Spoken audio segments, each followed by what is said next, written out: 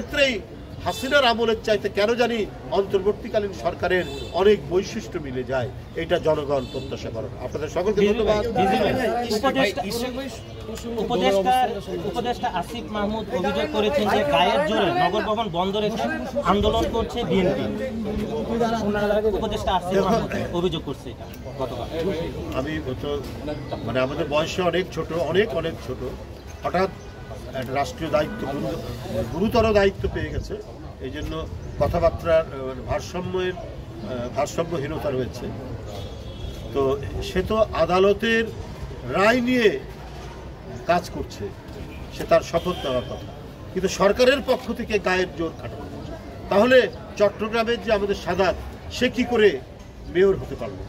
সেও তো আদালতের রায় নিয়ে সে মেয়র হয়েছে। যদি একই আইনে যদি সাদাত হতে পারে, তাহলে ইশরাক কেন হতে পারবে না? এটা হলো জনগণের জিজ্ঞাসা, আমার না। সে তো আমি যদি বুঝতাম সে গায়ে আমাকে দিতে হবে, গায়ের জোর দিয়ে একেবারে গিয়ে ভাঙচুর করে বা জোর করে তালা মারতে, সে তো এক কথা না। তার কাছে তো আদালতের রায় আছে, আইনের পদ্ধতিতে সে গিয়ে দেখছে যে আইনের কাভারেজ থাকার পরেও, আইনসম্মতভাবে সে যাওয়ার পরেও সরকার গায়ের জোরে তাকে মেয়র হতে দিচ্ছে।